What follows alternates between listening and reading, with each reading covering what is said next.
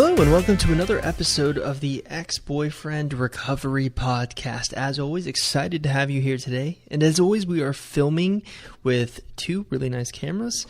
And if you are listening to this on iTunes, we would like to welcome you to the show. All right, so what's going on lately? Well, today we're going to talk about engagement. Specifically, what happens if you are engaged to a man and he breaks up with you? How do you get him back? Should you get him back? Should you just try to move on? We're going to hear from a woman named Anonymous. She didn't leave her name for me, so I can't really give you her real name. So Anonymous has found herself in this exact situation where she was engaged to a guy, madly in love with him. They had an argument and they broke up. There's some other external factors that are going into her situation that makes it interesting, and most importantly, it makes it a challenge for me. But before we get to that, I have another announcement to make. For the first time ever, we are going to start doing live coaching on air. If that makes any sense. I suppose it's not live because it's not being streamed live, but we are going to do coaching where you and I could potentially talk one-on-one. We'll record the call. It can be an hour-long call where I just give you advice on your situation. And the cool thing about this is it's completely free. Now, I know that seems too good to be true, but it isn't. And I know there's going to be a lot of people who want to try this out, and we're not going to be able to do everyone. We're not going to be able to do this live coaching one-on-one on the podcast with everyone. But on top of that, on top of the live coaching, we're also going to start interviewing other people in the relationship industry, other people who are doctors who have something insightful to say about breakups or relationships in general. It is our intention to make this podcast the best it possibly can be. And the best way to do that is to start offering new types of content. Yes, we will always do these questions where you can call in, ask me a question, and I'll feature it. And I'll do my best to answer it in about 25-30 minutes. But the thing is that can get a little bit stale. I always like to produce new types of content. You'll know when we first started Ex-Boyfriend Recovery, we just simply created articles, and it was just me alone. I would create articles, I would do the best I could, but eventually we hit a point where I knew you guys probably want something else. So we created this podcast. I thought it was a great way to connect with the audience. Of course, I wanted to do better, and that's where our YouTube channel came into play. And now we are even transcending that. We want to do live coaching on the podcast and on YouTube, as well as interviewing relationship experts out there so we can truly give you the best chance of getting your ex back or getting over your breakup, which is what we're all about here. We want one of those two avenues for you. Okay, so enough talk, enough chit chat. Let's get down to business. Let's hear Anonymous's question as I blankly stare at a screen and listen to it. Hi, Chris. So, long story short, I have been with my ex-boyfriend for 2 years. He proposed to me, so we have been engaged closing in on a year now, and he broke up with me last week over an argument that we had where he said something hurtful and I compared him to my ex-husband, which he despises. In all fairness, he said that if I ever did that again, he was going to leave me. We moved away from my family, from his family, for a fresh start. We're only 2 months into a year-long lease. And my children from my previous marriage live with us. He's super close with them. And I'm really only 4 days into complete no contact after begging and pleading and doing all of that, which I'm completely ashamed of at this point. I really want him back. I really love him. I really want to get married. And I just don't know what to do at this point. He's so angry. And we're in this limbo where I'm not in a position that I can leave right now. So I don't really know what to do or how to modify this no contact. And I just wanted to know if you could give me some insight and some feedback, some advice. I'd really appreciate it. Thank you. All right. Thank you so much, Anonymous, for calling in and asking your question. I know it's a difficult situation to be in, especially when you are so close to getting that ring. So I promise you I'm going to do everything in my power to help you out. And also going to read you one of our best success stories from a woman who found herself in a situation just like you. But first things first, let's recap your situation. Oftentimes, a lot of people call in, they give me fluff. So I'm just going to talk about the most important points to your situation so we know what to do kind of going forward. So you've been with your ex for 2 years. Very important point to know that. You can kind of tell the seriousness of the relationship. The longer you've been with the person, probably the more serious it is. He proposed to you and you've been engaged for a year, that's good. I think that's positive. You're very close to getting married. Typically, engagements do last that long. Excuse me.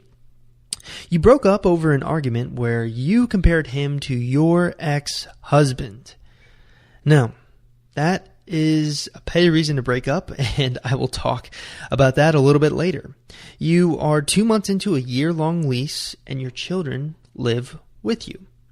You're 4 days into the no contact rule, but it's kind of difficult because you do live with your ex and you don't know how to approach that. At the same time, you've made pretty much the general mistake that everyone makes. You've begged, pleaded, prayed that he would come back, and you've embarrassed yourself. But let me assure you, there's no reason to be embarrassed about this. Most of the women who come to ex-boyfriend recovery, who seek my help, who seek my advice, are in this situation where they beg for their exes or they made a lot of mistakes. That doesn't necessarily mean it's going to impact your chances negatively going forward. Obviously, it's going to impact it negatively, but not as much as you think. And you find yourself in kind of a limbo position where you don't know what to do right now, and you're hoping that I can shed light on that. All right, so let's talk first about hope. Because I feel like a lot of the women who come to ex-boyfriend recovery have no hope. One of our, in fact, let me rephrase that. Our most asked question that we get every single day: do I have a chance? Women without hope ask this. They want hope. And so I'm going to give that to you right now. I'm going to read you one of my favorite success stories from a woman named R. It's a weird name, I know, but it is a fake pen name because she didn't want her name out there, kind of like you, Anonymous. So R is someone who came to our website, Ex-Boyfriend Recovery, and commented April 19th of 2015. So it's relatively recent, within a year. All right, so here's what she says. My fiance and I broke up about a month ago, and I was desperate, and she has it in all caps, for him to come back. I begged, I cried, it even made him cry, laugh out loud. I couldn't believe that someone who prepared to marry me and spend their life with me could suddenly just decide that he no longer wanted to be with me. Whatever. I quickly dried my tears, and in my typical R style, I brainstormed. I Googled like you have never seen a woman Google. I spent hours and hours trying to figure out not only what he wanted, but how to get what I wanted. Well, I decided that I wanted him and then Googled the crap out of how to get my ex back. I kid you not, I read every single article that Google threw at me. Even my Facebook advertisements starts offering me solutions. Ha ha ha. However, it all came to a crashing halt when I found your site. I read every single thing that I could find that was relevant to my situation, and I attempted to follow every single rule that you've laid on the table. No contact obviously killed me, and it didn't do too well at it other than not starting any conversations through Facebook, calling, and others. However, everything else, I joined boxing, revamped my personal style, got my hair done, reached out to numerous friends and family, and made plans. I took this past month to really remember who I am. Bottom line is, I became the girl he fell in love with again. Well, long story short, he came running back with speeches of undying love and happiness. R1, fiance 0. I'll invite you to the wedding. Thanks a ton. You saved my ass big time. Pretty cool, right? Pretty cool situation where someone gave us our feedback. So, Anonymous, when you're listening to that story, that success story, I want you to be filled with hope and know that this isn't completely over. Okay. So, let's look at this logically. Your ex-boyfriend broke up with you because of an argument where you compared him to your ex-husband. Now, I can see where he's coming from. No man likes to be compared to an ex, especially an ex that is vile or someone that you mentioned that your ex-boyfriend hates with a passion. But looking at this logically, isn't that kind of a petty reason to break up with someone because they compared you to their ex in a moment of anger? I mean, surely if he's old enough and has experienced enough relationships, he knows that sometimes when couples fight, they can be dirty. They can be really nasty. They can throw out things that they know is going to hurt the other person, especially if they feel like they want to hurt the other person. And I think that's essentially what happened here. I think you found yourself in a moment of anger. You compared him to your ex, and he blew a gasket. Now, to me, this is actually good news. Good news because it is a petty reason to completely throw out an engagement. You fought. Fights are normal. And if I were him and listening to this, just, dude, realize fights are normal. These kind of things happen. Don't take it personally. She just probably said it because she was upset with the current situation. And probably if you didn't break up with her, it would have blown over the next day and things would have been smooth. That's generally how most couples fight, at least healthy fights. So I think it's a good reason. I think it gives you some hope, Anonymous, because it is a petty reason to break up with you. And it is the type of reason where I can see him coming back and thinking, you know what, I really messed up. That girl, she was the best girl. She was the best thing that ever happened to me, and I messed up. I really regret the breakup. Now, another thing to give you hope is something called the peak end rule. Have you ever heard of this? It's really cool. It's a psychological principle that basically states that human beings don't remember an experience based on the sum of its parts. They don't remember, experience 1, 2, 3, 4, 5, 6 with that person. They don't remember that. They remember it simply from the peak of the experience, the most intense, exciting moment, and the end. So when you compare that to your breakup, I don't know what your peak was, but your end, personally speaking, I have seen a lot worse in my time. And that gives you hope. Definitely think when he remembers your relationship, yes, he will remember the breakup, which really wasn't that bad. You compared him to your ex-husband. Big whoop. He'll get over it. But I think the peak of your relationship, he loved you so much he was willing to marry you. That's a really positive sign. The peak is going to outweigh the end. And I think that's important to remember, especially when you're getting an ex back, because this peak end thing holds true. They've done multiple studies in different aspects. It holds true with food. It holds true with movies. It holds true with relationships. Okay? And I think a key component to the peak end rule is that if you're going to have a really good chance of getting your ex-boyfriend back, the peak needs to outweigh the end. Essentially what you have here is an ex-boyfriend remembering a relationship from 2 points. The most exciting point and the worst point. So if the worst point outweighs the exciting point, chances are he may remember the relationship in a negative way. But if the peak, the high point of the relationship outweighs the end point, which I think is definitely in your case, Anonymous, you have a pretty good chance of getting him back, assuming you follow the directions that I give you. Now, does that mean I am a god when it comes to getting an ex back? Can I see the future? Can I guarantee that you can get him back? Can't do that. I'm not going to lie to you. Anyone who does do that is lying to you. I can't guarantee that you're going to get your ex-boyfriend back. All I can do is help you improve your chances. And I think I came up with a game plan for you.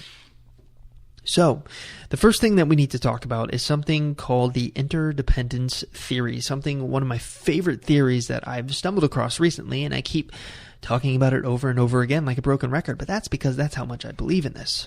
So what is the Interdependence Theory? Well, before we get into that, let's look at your ex-boyfriend.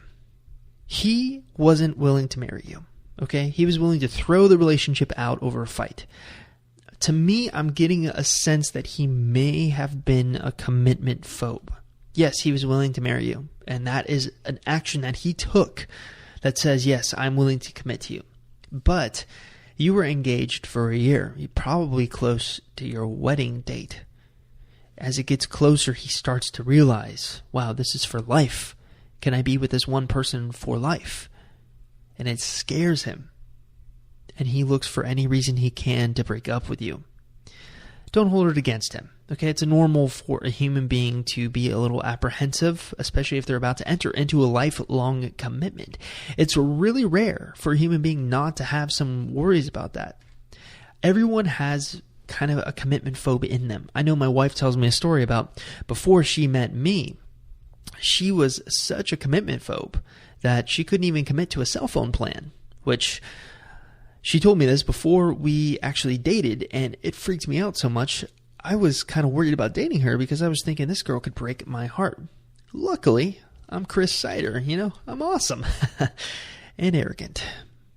Anyways, so let's look at your situation. Here's what I think's happening. He may have been a little commitment phobic, and usually we can use the interdependence theory to determine that.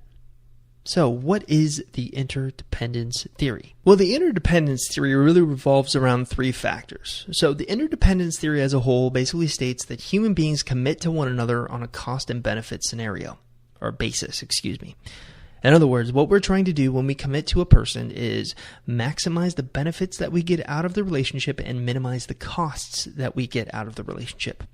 Imagine you had a pro and con column. You know how you put the pros or positives, cons or negatives. Imagine we did that. Imagine we created a pro and con for your relationship with your ex, Anonymous.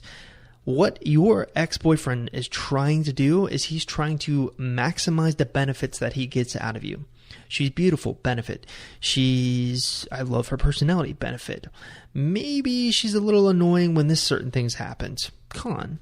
Essentially what he's trying to do is minimize the cons so there are no cons and maximize the benefits. And you can use three factors to determine that. So the first factor is satisfaction. So how satisfied is your ex-boyfriend in the relationship? The second factor is alternatives. Attraction. I almost said attraction. The second factor is alternatives. Is there anyone else out there that can meet my needs better than this person? And as I get to talking about the interdependence theory, I'm going to kind of group satisfaction and alternatives together because, as you'll find out later, when satisfaction goes up, alternatives go down.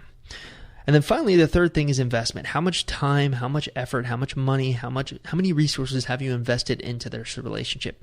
Using these three things, we can really determine how likely a man is to commit to you or break up with you. So let's look at your situation. So, your ex-boyfriend broke up with you after a fight. A fight where you compared him to your ex-husband who he despises. Which again, I think is kind of a petty reason for a breakup. I mean, don't you? But the thing is, that probably lowered his satisfaction with the relationship. And as his satisfaction lowers with you, Anonymous, his alternatives go up. He starts thinking, you know what? I could find someone better than her. I really can. I could find someone better than her. And then, of course, investment. We already know that investment was pretty high. He was willing to marry you, so that's a pretty bold action of putting his resources towards the relationship. He was with you for over 2 years, which is a positive thing. Most of the breakups that we see here are below a year. So you are definitely in that minority where you have gotten a long-lasting commitment out of him.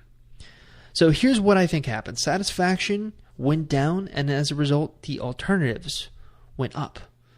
So he was less satisfied with the relationship. After the fight, he began thinking, I can find someone better than this. I can find someone who doesn't treat me like this. And even though his investment was high into the relationship, the fact that his satisfaction went down and the alternatives went up was enough to cause him to break up with you. Now, the cool thing about the interdependence theory is you can reverse engineer it. So you know why he broke up with you, essentially. You know the three main factors that went into that. You can also use these three main factors to reverse engineer the situation to help you get him back. So, what does that mean? Well, we know that in order for him to have less alternatives to want to date, his satisfaction with you has to go up, and his investment with you has to go up. So that's what I would focus most of my energy on. When it comes to getting your ex-boyfriend back, anonymous, getting this engagement back, getting married to him, you really need to focus on the satisfaction that he has with you, and you need to focus on getting him to invest time. Now, like I said, the alternatives and satisfaction aspect of the interdependence theory are connected. So when his satisfaction with you goes up, his alternatives will go down. And as long as his investment is high, you're going to get him back. Most likely. I can't guarantee it. Excuse me. Kind of got a cold. So you are in a really difficult situation, specifically because the no contact rule is going to lose a lot of its effectiveness due to the fact that you're living with your ex. And you can't exactly get rid of a lease, especially if it's a year-long lease and you're only 2 months into it. And speaking from someone who had to break a lease early to move into a house, it can be expensive breaking a lease. So if that's financially not happening, which I'm guessing it's not because of, your call, you're going to have to find a way to do the no contact rule with him in the house. And oftentimes that's impossible to do a full no contact rule. You can just do minimal contact. So essentially don't speak to him unless spoken to. If you are spoken to by him directly in person, don't text him, don't call him, don't do anything like that. If you are in person with him and he just says, hey, nice day outside, keep it short, brief, not kind of bitchy. Say, yeah, it is. Statement, simple. Don't do anything to engage him in a conversation because that's just not going to benefit you in any way. Now, your situation with him also kind of throws a wrench in our plans of the value chain. So if you know Ex-Boyfriend Recovery, if you read my book, Ex-Boyfriend Recovery Pro, you know that I'm a big believer in taking things slow, letting things unfold naturally. I think things always work out better with an ex when they appear to be natural. Even if you're kind of manipulating them to where they're not a little bit natural, as long as they appear to be natural, you're in pretty good shape. But that's kind of difficult to do, especially if you live with this person. You can't exactly text them, or call them. What purpose would that serve if you're living with a person? I mean, you can text him when he's at work and everything, but not going to be the same if he's coming home to you every single day. So obviously, if it's possible, get out of there. Leave. I know it's kind of a difficult thing to see. If it's possible, that's the key thing I want to say here. If it's possible and you can afford it and it's not going to uproot your children's lives too drastically, do it. Find another apartment, live there. If not, here's the game plan I would follow. So you're going to do the minimal contact rule, 21 to 30 days. By ear, just play it by ear. You'll be the best judgment when it comes to this. Now, letting things unfold naturally is going to be difficult, especially if you live with a person. You can't essentially just text them and hope everything works out, especially if the person is there. So what do? Well, you want to take things slowly. That's the key thing here. You can talk to him in person, but keep it very slow, almost like a text, almost like bring up a conversation with him, interest him, and then leave. Kind of do this slowly. If I were to chart this on a graph, the graph would go up on how slowly you're building attraction. Don't just go from 0 to 60. And this is the biggest problem that women have when they live with an ex and they're trying to get them back. They do the no contact rule and they think, okay, that's it. Done. All right, let's go on a date. Mistake. Attraction, re-attraction needs to be built here before you go on a date. Going on a date is almost, I don't want to say stupid, but it's almost pointless when no attraction has been built beforehand. There's nothing that you're going to get positive out of the date. Sure, most women think, okay, the date is the big thing where I'll build attraction. But that's not going to work, okay? It's too much too soon. It's from 0 to 60. You're going from 0 to 5, 5 to 10, 10 to 15, 15 to 20, so on and so forth. Slowly build the attraction, okay? Start off small. Talk to him a few times a day. Then a few days later, talk to him a little bit more. Then a few days later, talk to him a little bit more. And eventually get to a point where you're texting him constantly. Phone calls aren't out of the question. You're talking to him pretty normally. That's when you want to strike. Have those kind of interesting conversations where he's going to be fascinated with you. Okay? Satisfy him. Okay? Become the version of yourself that he fell in love with, which, if that sounds familiar, that is exactly what the person who got her ex-fiance back did, are.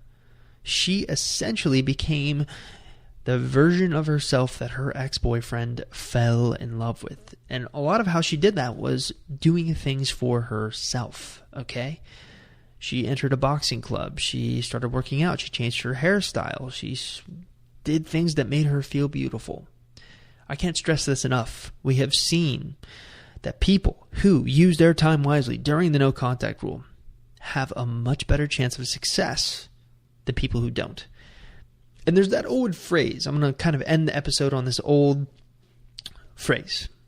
Quote, I suppose. Time heals all wounds, right? You've heard that, right? Time heals all wounds. I don't necessarily believe that. Time only heals all wounds if you use that time wisely. You can't sit here and tell me that a woman who's going through a breakup and said some really nasty stuff to her ex-boyfriend, or her ex-boyfriend, let's kind of flip that, sorry. Her ex-boyfriend said some really nasty stuff to her, that a woman is just going to sit there and get over it in a couple of weeks. It could happen, she could come to her senses and realize, he really didn't mean it. But something tells me that a woman who has an ex-boyfriend who says some really nasty stuff to her, and then she actively goes out trying to prove him wrong. She actively goes out improving herself, making herself feel good. That woman is probably going to get over it sooner than the woman who just sits on her hands and does nothing. Which, I'm sorry to break it to you guys, that's what a lot of you do. You expect that the no contact rule is going to do all of the work for you. Let me tell you a secret. It's not. It is only half of the strategy that we teach. And I need to brainwash you into believing that, because it hurts me when women come to the website, they do the no contact rule, and then they come back and say it didn't work. And then I probe into their situation a little bit and find out that that's all they did. They didn't follow the value chain. They didn't try to rebuild attraction slowly before they got a date. They didn't do any of that.